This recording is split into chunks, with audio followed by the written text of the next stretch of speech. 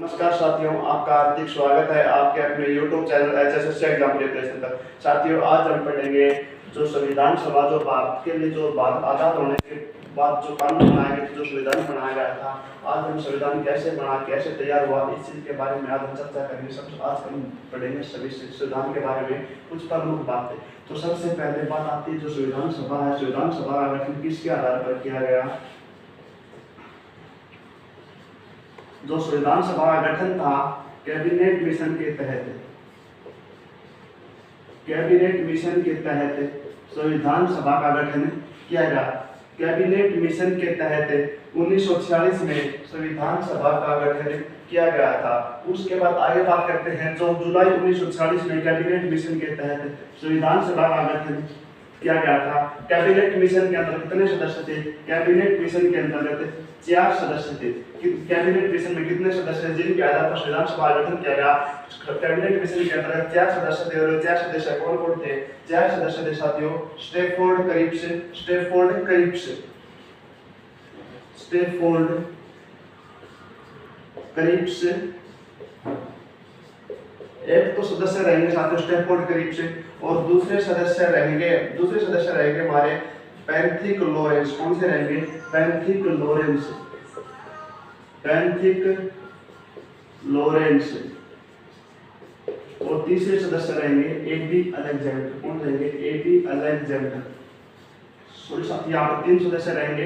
Cabinet mission के अंतर्गत 3 सदस्य थे। 3 सदस्य कौन से थे? स्टैफोर्ड क्रिप्स, पैंथिक लॉरेंस और एबी अलेक्जेंडर।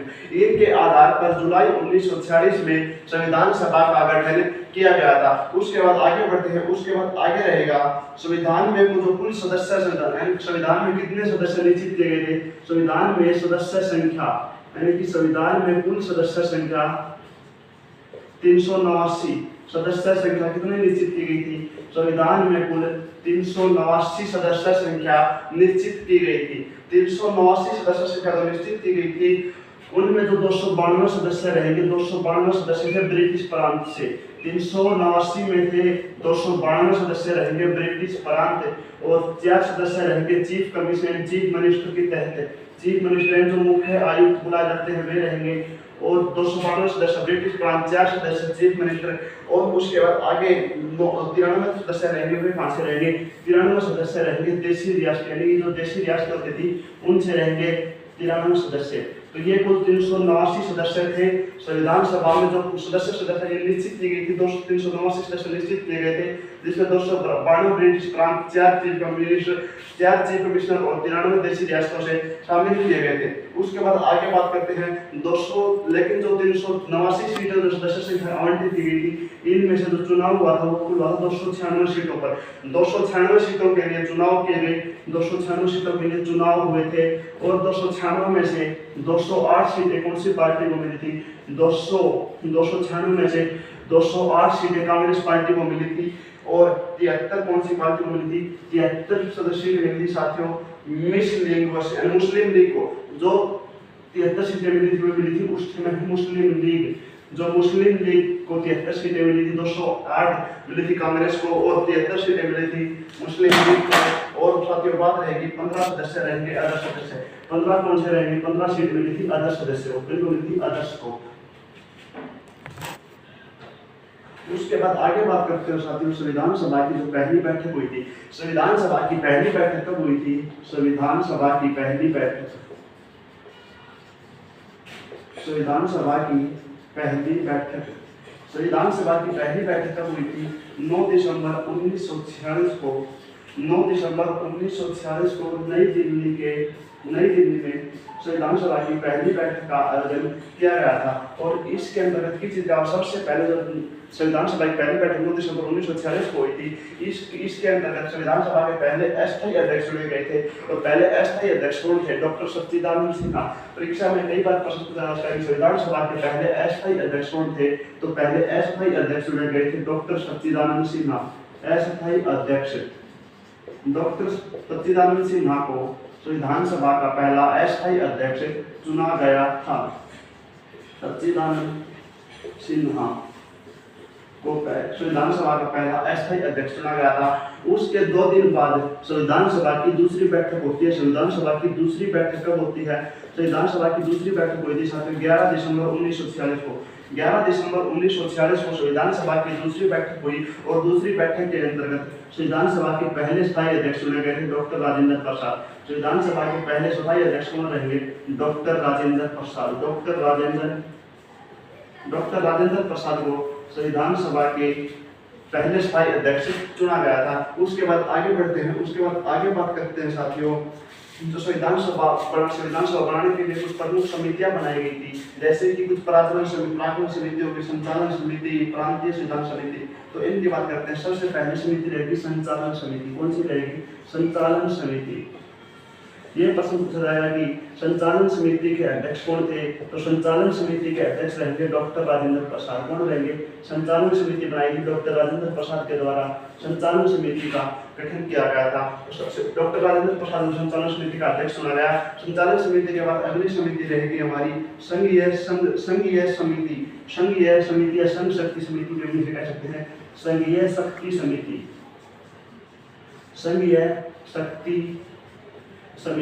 संघीय शक्ति समिति के जो अध्यक्ष चुने गए थे पंडित जवाहरलाल नेहरू को संघीय शक्ति समिति का पहला अध्यक्ष चुना गया था। पंडित जवाहरलाल नेहरू को संघीय समिति का पहला अध्यक्ष चुना गया था। उसके बाद अगली समिति रहेगी हमारी प्रांतीय संविधान समिति। कौन सी रहेगी साथियों? प्रांतीय संविधान समिति।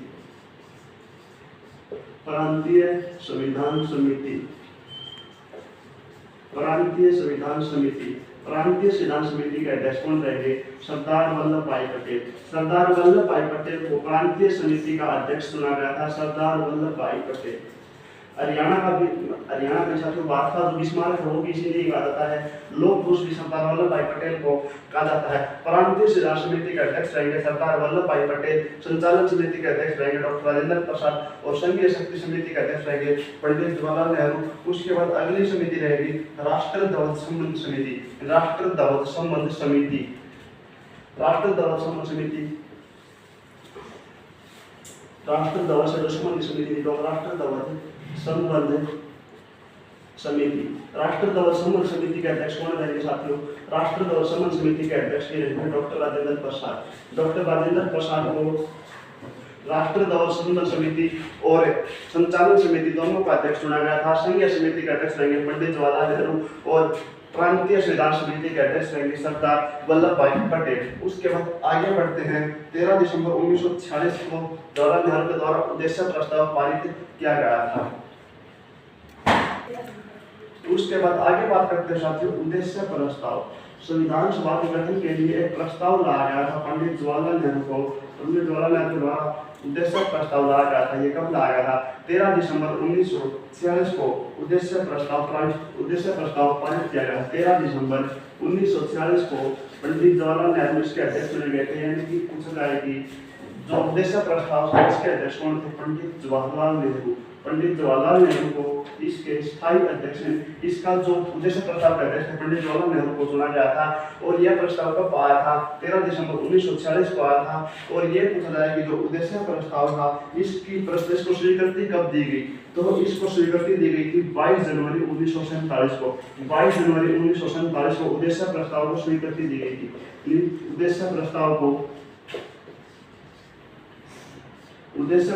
स्वीकृति कब दी गई? 22 जनवरी 1947 को पंडित जवाहरलाल नेहरू के द्वारा लाया गया उद्देश्य प्रस्ताव इसको स्वीकृति मिली थी 22 जनवरी 1947 को। इसके बाद आगे बात करते हैं। इसके बाद आगे रहेगा कि संविधान का प्रारूप है। इसके संविधान का प्रारूप या संविधान का जनक किसे कहा जाता है? संविधान का प्रारूप तैयार करने वाला व्यक्ति कौन था? संविधान का प्रारूप मोस्ट इंपोर्टेंट क्वेश्चन रहेगा साथियों। संविधान का जो प्रारूप था वो किसने तैयार किया था? वो तैयार किया था साथियों बी एन राव के द्वारा तैयार किया गया। संविधान का प्रारूप रहेगा किसके द्वारा तैयार किया गया था? बी एन राव के द्वारा संविधान का प्रारूप तैयार किया गया था। उसके बाद आगे बढ़ते हैं। 29 अगस्त 1947 को एक समिति बनाई गई थी। 29 अगस्त 1947 को एक समिति बनाई गई थी जिसका नाम रहेगा प्रारूप समिति। कौन सी समिति रहेगी? प्रारूप समिति। प्रारूप समिति के अध्यक्ष कई बार प्रश्न पूछा जाता है। प्रारूप समिति के अध्यक्ष कौन रहेंगे? डॉक्टर भीमराव अंबेडकर। कौन रहेंगे? BR अंबेडकर या भीमराव अंबेडकर रहेंगे प्रारूप समिति के अध्यक्ष। और ये समिति कब बनाई गई थी? 29 अगस्त 1947 को प्रारूप समिति बनाई गई थी। उसके बाद आगे बढ़ते हैं। प्रारूप समिति के अंदर कितने सदस्य थे? प्रारूप समिति के अंतर्गत 7 सदस्य थे। कितने सदस्य रहेंगे? प्रारूप समिति के अंतर्गत 7 सदस्य रहेंगे और इसके अध्यक्ष रहेंगे डॉक्टर भीमराव अंबेडकर। उसके बाद आगे आता है देश विभाजन के बाद संविधान सभा का पुनर्गठन। लेकिन जब भारत और पाकिस्तान दोनों को अलग कर दिया गया था तो उसके बाद जो संविधान सभा का पुनर्गठन था कब किया गया था? तो संविधान का पुनर्गठन, संविधान सभा का पुनर्गठन, संविधान सभा का पुनर्गठन। तो संविधान सभा का पुनर्गठन कब किया गया था? 31 अक्टूबर 1947 को। देश विभाजन के बाद संविधान सभा का पुनर्गठन 31 अक्टूबर 1947 को किया गया था। उस समय इसमें कितने सदस्य थे? 299 सदस्य थे। इस संविधान सभा में कितने सदस्य रहेंगे? 299 सदस्य रहेंगे। 299 सदस्यों में 229 सदस्य ब्रिटिश प्रांत और जो 70 सदस्य रहेंगे वे रहेंगे देशी रियासतों से। 29 अगस्त 1947 को प्रारूप समिति बनने के बाद 29 अगस्त 1947 को जब प्रारूप समिति का गठन हुआ था तो इसके अध्यक्ष चुने गए थे डॉक्टर भीमराव अंबेडकर। प्रश्न ये पूछा जाएगा कि जो प्रारूप समिति बनाई गई थी इसने अपनी रिपोर्ट कब सौंपी थी? तो अपनी रिपोर्ट सौंपी थी साथियों 29 अगस्त 1947 को प्रारूप समिति बनने के बाद 21 फरवरी 1948 को 21 फरवरी 1948 को प्रारूप समिति ने अपनी रिपोर्ट पेश की। प्रारूप समिति की रिपोर्ट, प्रारूप समिति ने अपनी रिपोर्ट पेश की। 21 फरवरी 1948 को प्रारूप समिति के द्वारा अपनी रिपोर्ट पेश की गई और इसका गठन हुआ था 29 अगस्त 1947 को। इसके अध्यक्ष चुने गए थे डॉक्टर भीमराव अंबेडकर। उसके बाद आगे बात आती है जो संविधान सभा का पहला वाचन, जो पहला समय था वो कब से कब तक था? यानी कि संविधान सभा का पहला वाचन यानी कि जो संविधान सभा को जो बोलकर सुनाया गया था, जो संविधान बनाया गया था, संविधान बनने में लगा समय 2 वर्ष 11 महीने 18 दिन का जो समय लगा था। और इसका जो मतलब जो संविधान बनाया गया था, जिसको जो बोल के सुनाया गया था, ये कब सुनाया गया था? इसका पहला वाचन रहेगा साथियों 4 नवंबर से 9 नवंबर 1948। 4 नवंबर से 9 नवंबर 1948 संविधान सभा का पहला वाचन कब से कब तक रहेगा? 4 नवंबर से 9 नवंबर 1948 तक संविधान सभा का पहला वाचन रहेगा। उसके बाद आगे बात करते हैं संविधान सभा का दूसरा वाचन। संविधान सभा का दूसरा वाचन कब से कब तक था? 15 नवंबर 1948 से लेकर 17 अक्टूबर 1949। 15 अक्टूबर 1948 से लेकर 15 दिसंबर तो साथियों 15 नवंबर 1948 से 15 नवंबर 1948 से लेकर 17 अक्टूबर 1949 तक दूसरा वाचन चला था संविधान सभा का 1949। पहला वाचन रहेगा 4 नवंबर से 9 नवंबर, दूसरा वाचन 15 नवंबर से 17 अक्टूबर 1949 और संविधान सभा का अंतिम व तीसरा वाचन रहेगा वो रहेगा 14 नवंबर 1949 से 26 नवंबर 1949। 14 नवंबर 1949 से 26 नवंबर 1949। 26 नवंबर 1949 को जब संविधान सभा का जो संविधान बनाया गया था उसके तीनों वाचन कंप्लीट होने के बाद जो संविधान बनकर तैयार माना गया था, लेकिन 26 नवंबर 1949 कब किया गया साथियों? 26 नवंबर 1949 से संविधान बनकर तैयार हो चुका था और 26 जनवरी 1950 को संविधान को लागू कर दिया गया था। उसके बाद आगे बढ़ते साथियों 26 नवंबर 1949 को जो संविधान सभा के द्वारा संविधान को पारित कर दिया गया था। संविधान को पारित किया गया था कब किया गया? 26 नवंबर 1949 को संविधान सभा के द्वारा संविधान को पारित कर दिया गया था। संविधान का निर्माण कैसे हुआ था? संविधान का निर्माण करने के अंदर संविधान का निर्माण होने के साथ 2 वर्ष 11 महीने और 18 दिन तक का समय लगा था। यानी कि संविधान निर्माण का जो समय था वो कितना था साथियों? संविधान निर्माण में जो समय लगा था वो कितना लगा था? 2 वर्ष यानी कि 2 साल 11 महीने और 18 दिन का समय संविधान के बनने में लगा था। और इसके ऊपर यह प्रश्न पूछा जाएगा कि संविधान का निर्माण होने में कितने दिन तक बहस हुई थी? तो 14 दिन तक संविधान के अंतर्गत संविधान बनने के ऊपर 14 दिन बहस हुई थी और 2 वर्ष 11 महीने 18 दिन में संविधान बनकर तैयार हुआ था। और कुल कितना खर्च हुआ था संविधान बनाने के अंतर्गत? 63,763 लाख। कुल खर्च कितना हुआ था? 63,96,729 रुपए, यानी कि 63,96,729 रुपए संविधान बनाने का कुल खर्चा हुआ था।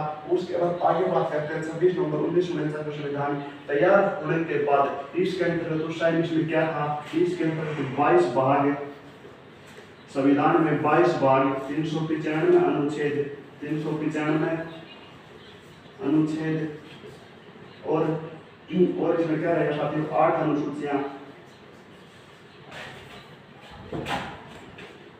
संविधान 1920 समाधान बनने के समय इसके अंतर्गत 22 भाग, 395 अनुच्छेद और 22 भाग, 395 अनुच्छेद, 14 भाषाएं और 12 अनुसूचियां रहेंगी। 12 अनुसूची।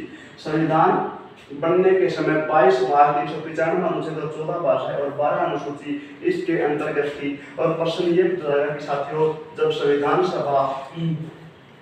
जब 26 नवंबर 1949 को जब संविधान बनकर तैयार हुआ तो 395 अनुच्छेद में से जो केवल 15 अनुच्छेद थे, 15 अनुच्छेद 26 नवंबर 1949 को लागू कर दिए गए थे और जो बाकी 380 अनुच्छेद बचे थे वे 26 जनवरी 1950 को संविधान लागू होने के बाद जो बाकी के जो 380 अनुच्छेद थे वो लागू किए गए थे। तो ये प्रश्न पूछा जाएगा कि संविधान बनते ही कुल कितने अनुच्छेद लागू किए गए? संविधान बनते ही 26 नवंबर 1949 को 15 अनुच्छेद लागू कर दिए गए थे।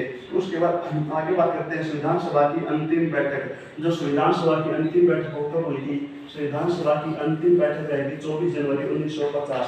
कब हुई थी संविधान सभा की अंतिम बैठक? हुई थी 24 जनवरी 1950 की संविधान सभा की अंतिम बैठक का आयोजन किया गया था। अंतिम बैठक का आयोजन होने के बाद संविधान सभा के पहले जो संविधान सभा के पहले चुनाव कब हुए थे?